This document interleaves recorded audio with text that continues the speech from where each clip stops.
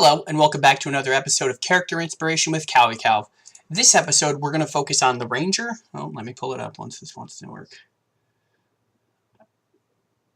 Boom, Ranger. Boop. So, as I always do, I will do one good aligned, one neutral aligned, one evil aligned Ranger, and show you my inspiration for the character type.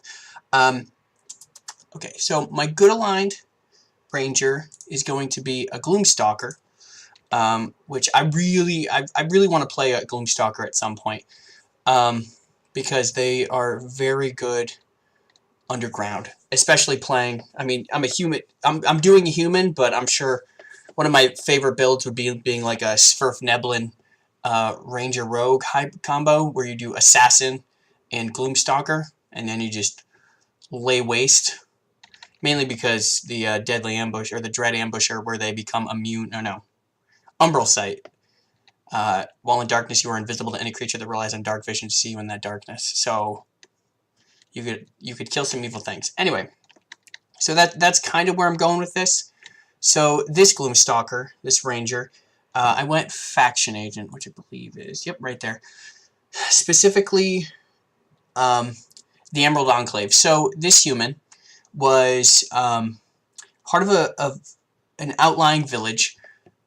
With, family, friends, and if you know anything about the Drow, you know how they enjoy coming up to the surface world to kill people. So there was a raid by a Drow war party. They came and they wiped out this entire village, except for this kid was able to escape into the wilderness, and was actually found by the Emerald Enclave, and they kind of took this kid in, and raised them. Not trying to be trying to be kind of gender neutral, because this could work. Nothing I build will ever be male or female specific generally. So raised by the Emerald Enclave, you can see right there, they like natural order. But in the back of this kid's mind was always wiping out the Drow, personal vendetta against the Drow. So, going, Emerald Enclave, and then going Ranger, specifically into Dreadstalker. So, maybe the elves maybe this was an enclave of elves, and they raised the kid, and, they can see in the dark, and maybe they gave him an item. It depends on the GM. Maybe, I was thinking about going Dwarf, but then you're underground all the time, and that doesn't make as much sense for a human, because they don't have dark vision. But, so, this kid trains to be a Ranger, focusing more on... actually, specifically, where is it? Favorite enemy of Drow and Dwerger, because they just can do 2 humanoid races instead of enemy type. So went Dwerger because they're evil too, and Drow. And kind of the character's premise is to go into the Underdark and start killing. And then that's why Natural Explorer, their favored terrain, essentially is Underdark. So that's kind of the motivation for the character. So this is more if you're building a campaign, or you're in a campaign that is going to take place, either is taking place in the Underdark, or is going to, maybe for the first couple levels, the GM will have you level up, because stuff in the Underdark is pretty beefy. So maybe, you're building up to going into the Underdark. Maybe there's some villages or whatever that you have to protect or something, and it kind of builds you up into going into the Underdark and doing that. Or if you are, I think one of the campaigns specifically has you, what is it called? You're captured by Drow and you escape. One of the campaigns, one of the pre-made adventures. So that would also be an option if you're already there. You can't see yet. So your allies will, and once you reach 3rd level, you're gonna have some pretty sweet. That's if you're going human though. So if ideally you'd play something with dark vision, especially because Umbral Sight gives you, if you already have dark vision, you get another 30 feet. So if you're a dwarf or an elf and you get 60 feet, that'll put you up to 90 at 3rd. Or if you're That's why I said Swerfneblin, because Swerfneblin already have 120 without any negatives. So, but this is solid. So that's kind of the motivation for this character. This character's motivation is going into the Underdark to wipe out any evil that resides there, because what happened to them.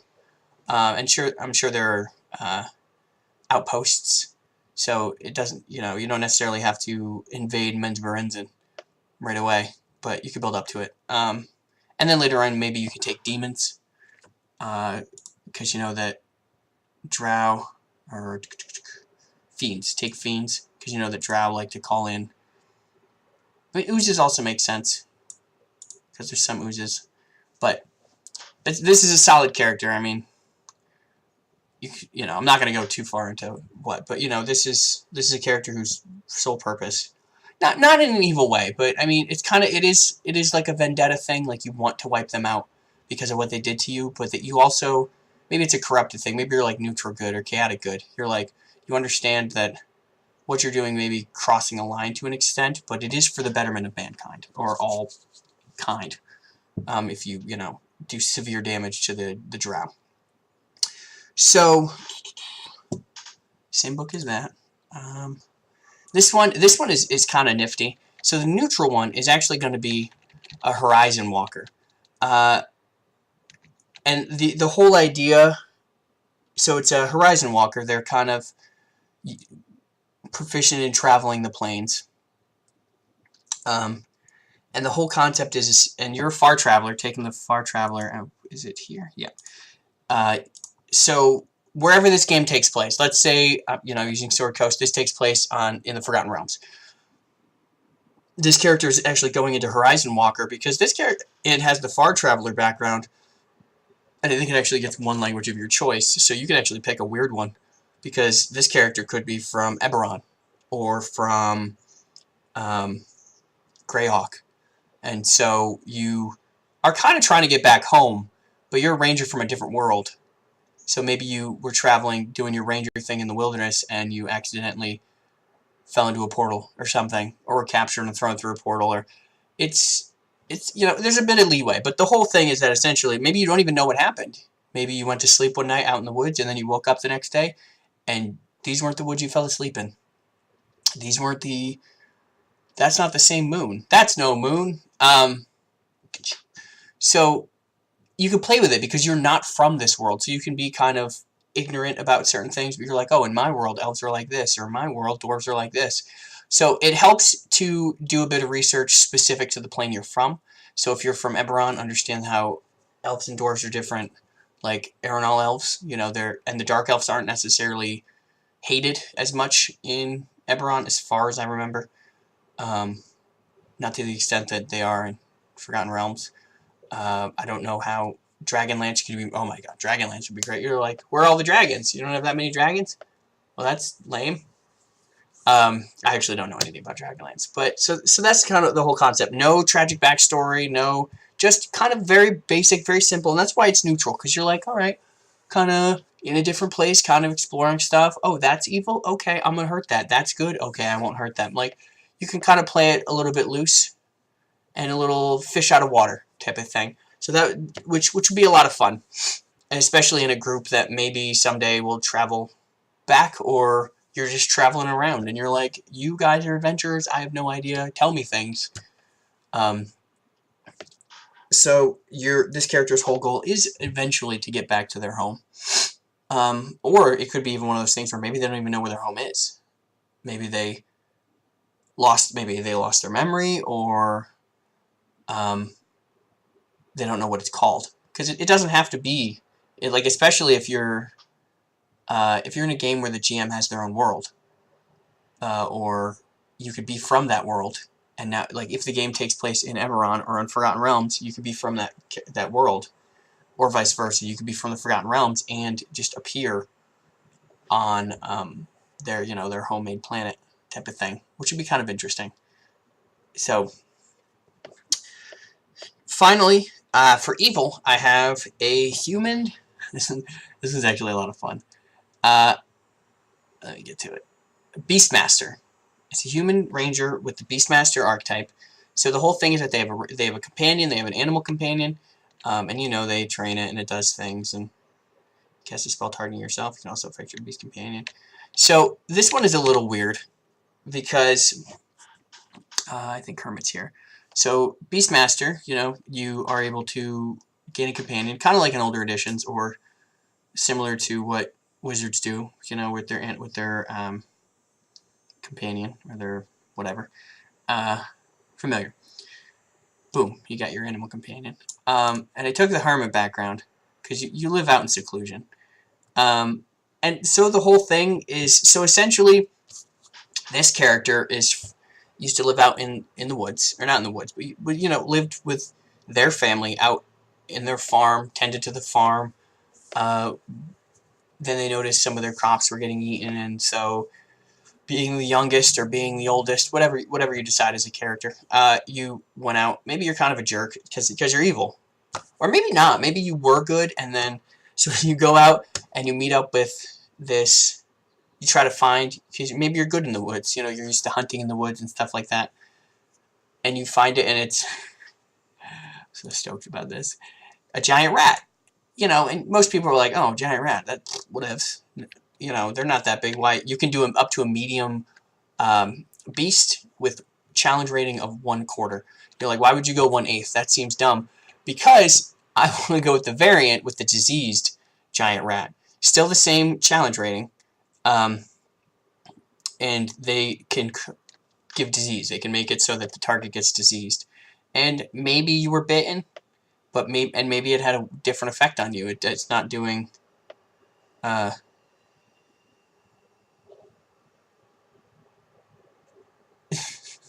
Sorry, I'm rereading it. Maybe the disease, maybe there's a mutation in you or something, and so the disease doesn't do that. Because, you know, in actual science, the diseases do weird things. So maybe there's a mutation, you resist it, and it mutates or something, and so you kind of go a little crazy. And now you befriended this rat, and this rat is your best friend. Kind of like Willard. If you've ever seen the movie Willard. I've only seen the newer version of Willard with Crispin Glover. But you're friends with this rat, and it tells you to do things. So kind of Son of Sam, or just dog, or you know, and so you're doing things.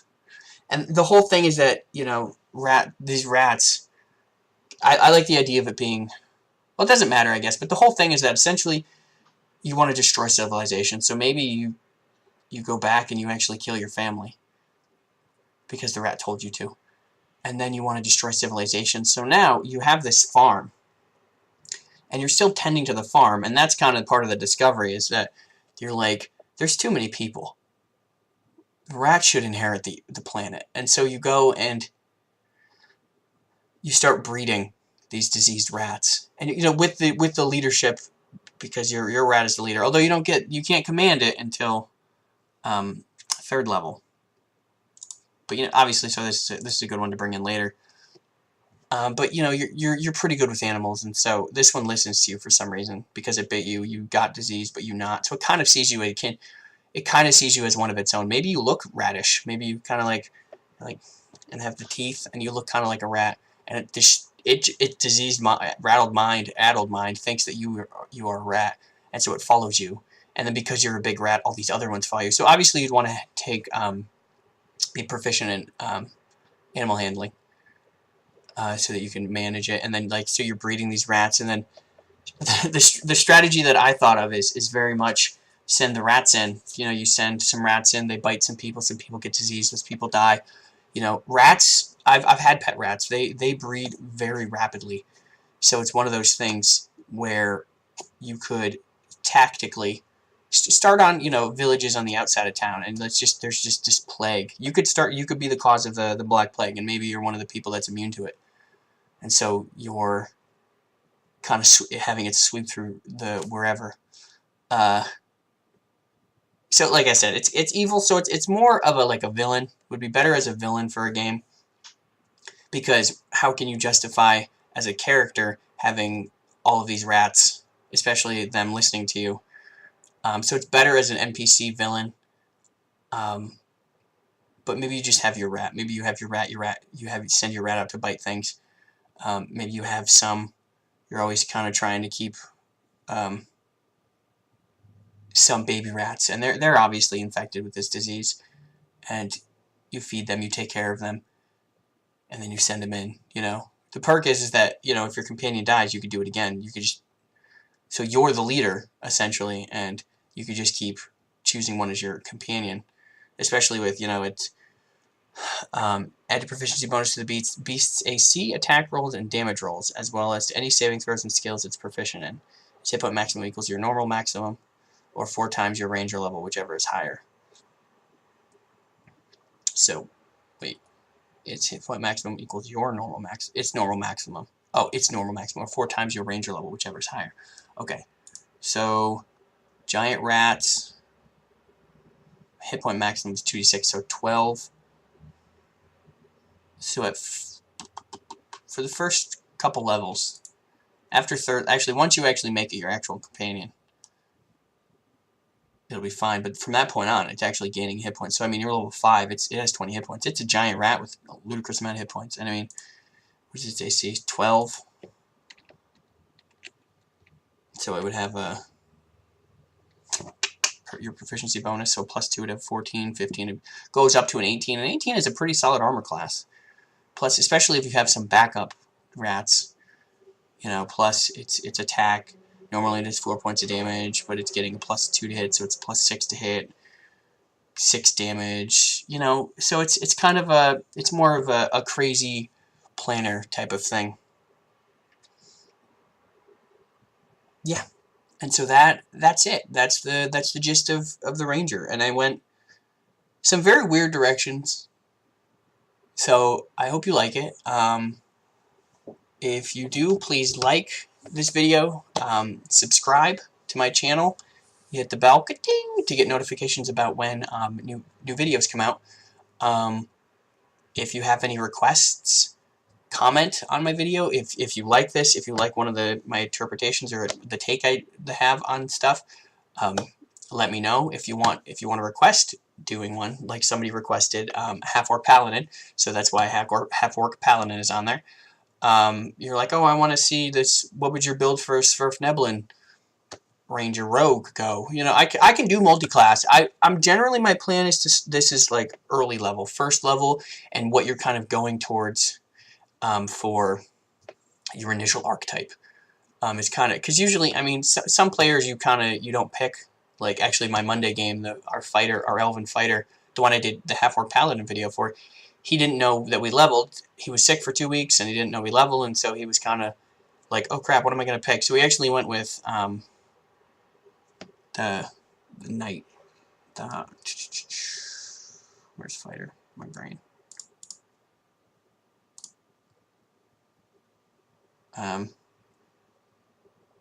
The Eldritch Knight. He went Eldritch Knight because he's an elf, so they kind of have a natural affinity for spells, and so he kind of accidentally started doing spells. And he was like, huh, that's weird. So it seems more like sorcerer, but he has some proficiency. He's probably learned. It's an elf. They have had a long life. They're very magical creatures, and so most people don't know what they're going. I like knowing what I'm going towards. That way, I'm building the character, and it kind of has that goal. Just because then I can try out stuff. Unless, something random comes out, like if a new book comes out, like when Mordekainen came out. But I don't think there's no class stuff in there. But if another thing comes out, and it's like, oh, there's this other class option. Or race option. So, yeah. So, thank you for watching. Like I said, please like, subscribe, comment, like and comment. If you haven't yet hit the bell, I'm going to mention the bell again, so that you can get notifications about future videos. Yeah. So, as always, thank you for watching, and I'll catch you guys next time. Kava out.